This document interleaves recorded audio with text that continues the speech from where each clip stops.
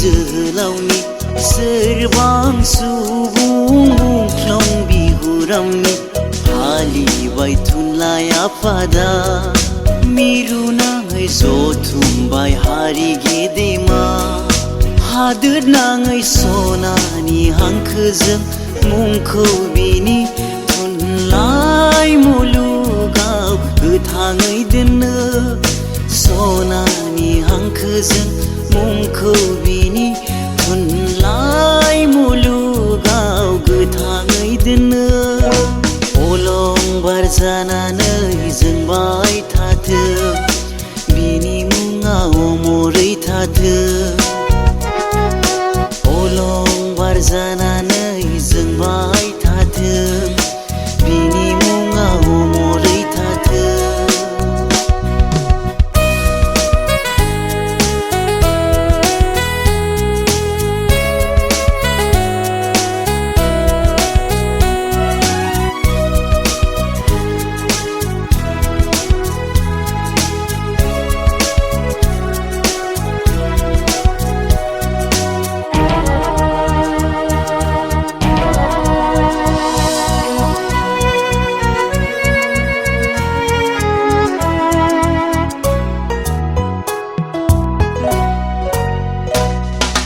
बावनो हाया बिनि हारि सिबिनाय थुनलाइ जौगाहोनायखौ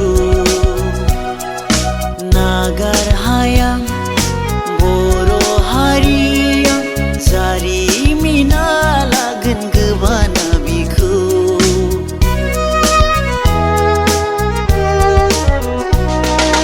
बावनो हाया बिनि हारि सिबिनाय जौगाहोनायखौ नागार हाया बर' हारिया जारिमिना लागोन गोबाना बिखौ बियो रजनी गन्था बर' थुनलाइनि मोनसे गोथौ लैथोमा थुनलाइ मुलुगनि रायखसि बुब्लिनि माया गेलेनायाव अमृतनि खुरैयाव बिसखौ लुदेरनायाव आद्रा थाबाय जोहोलाव नोंनि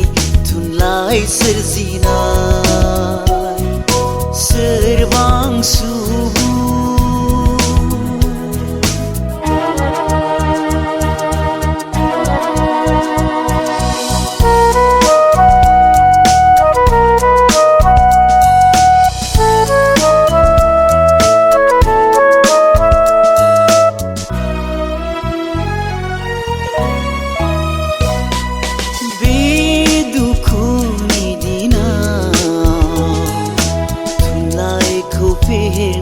सोरबा सानदोंबोला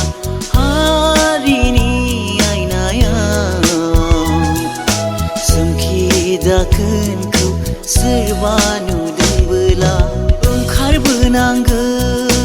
उन्दुना दाथा जोबलांगोन हारिया थियारि जाखा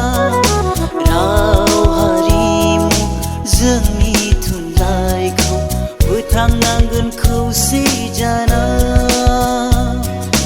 राव हारिमु जोंनि थुनलाइखौ फोथांनांगोन खौसे जाना